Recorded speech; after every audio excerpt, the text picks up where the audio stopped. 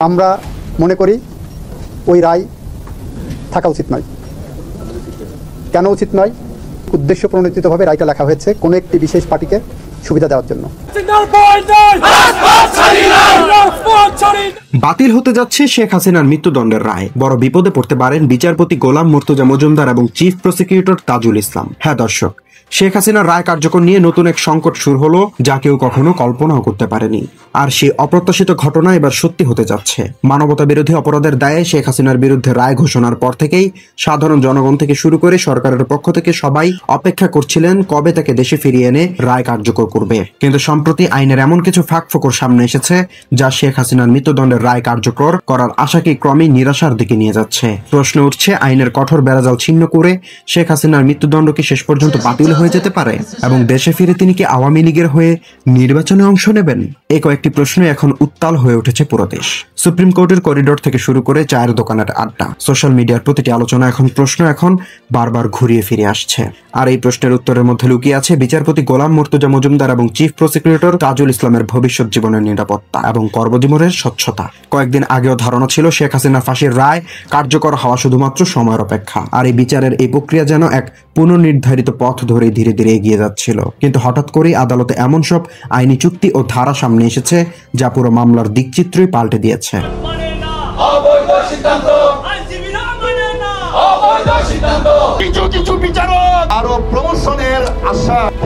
আইনজীবীদের অভ্যন্তরীণ আলোচনা এখন শোনা যাচ্ছে মামলার ভিত্তি যে স্তম্ভের উপর দাঁড়িয়েছিল সেটিতে নাকি এবার ধরা পড়তে শুরু করেছে এক গভীর ফাটল। আর এই গভীর ফাটলগুলো যদি আদালতের সব প্রমাণ প্রতিষ্ঠিত হয় তাহলে প্রসিকিউশনের বহু দিন ধরে নিখুঁতভাবে সাজানো কৌশল এক নিমিষেই ভেঙে পড়বে। এমন পরিস্থিতি জন্ম নিলে বিচার পক্ষের জন্য হবে তা এক বড়সড় আঘাত, যা মামলার গতিপথকে সম্পূর্ণ ভিন্ন দিকে ঘুরিয়ে দিতে পারে।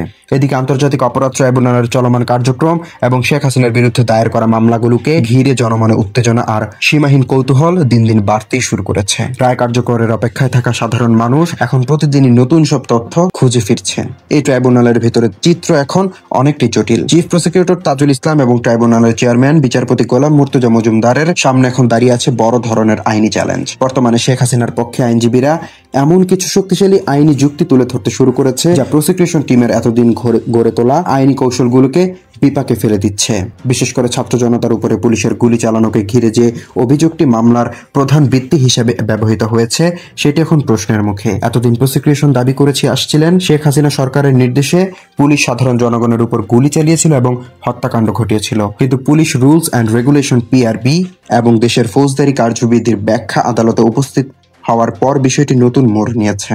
আইনজীবীরা যুক্তি দেখাচ্ছেন পুলিশের নিজস্ব আইনি কাঠামোর অধীনে কিছু পরিস্থিতিতে তারা স্বাধীনভাবে গুলি চালানোর ক্ষমতা রাখে। ঊর্ধ্বতনের কোনো নির্দেশনা ছাড়াই এই যুক্তি আদালতে গ্রহণযোগ্যতা পেলে মানবতা বিরোধী অপরাধের আসামি হিসেবে শেখ হাসিনাকে দোষী সাব্যস্ত করা কঠিন হয়ে পড়বে। ফলে মামলার সবচেয়ে শক্ত ভিত্তি হিসেবে বিবেচিত পুলিশ অ্যাকশনের ব্যাখ্যা এখন ট্রাইব্যুনালের জন্য বড় দুর্বলতায় পরিণত হয়েছে।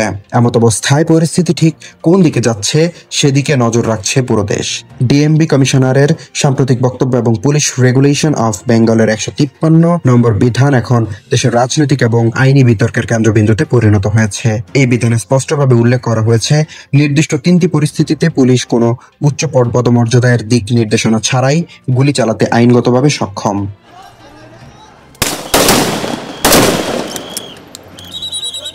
আর এই 3টি পয়েন্টই বর্তমানে আদালতে গুরুত্বপূর্ণ ঢাল হিসেবে ব্যবহৃত হচ্ছে। প্রথম পয়েন্টের বিষয়বস্তু হলো আত্মরক্ষা ও জননিরাপত্তা, অর্থাৎ যখন পুলিশের নিজের জীবন অথবা সাধারণ মানুষের জানমাল তাৎক্ষণিকভাবে হুমকির মুখে পড়ে তখন পুলিশ আত্মরক্ষার শর্তে শক্তি প্রয়োগ এমনকি প্রয়োজনে গুলিও চালাতে পারে। আইনজীবীরা বলছেন জুলাই ও আগস্টের সহিংস পরিস্থিতিতে বহু স্থানে পুলিশ মারাত্মক হামলার মুখে পড়েছিলেন, ফলে গুলি চালানোর বিষয়টি তাদের আইনের অধিকার এবং দায়িত্বের অংশ হিসেবে দেখা যেতে পারে। দ্বিতীয় দিক হলো গণ অস্থিরতা ও দাঙ্গা নিয়ন্ত্রণ, অর্থাৎ যখন কোনো বেআইনি সমাবেশ বা দাঙ্গা এমন পর্যায়ে পৌঁছে যায় যে তা নিয়ন্ত্রণ করা অসম্ভব হয়ে ওঠে এবং সরকারি স্থাপনা ও জনসম্পদ ঝুঁকির মুখে পড়ে তখন পুলিশ বল প্রয়োগ করতে পারে।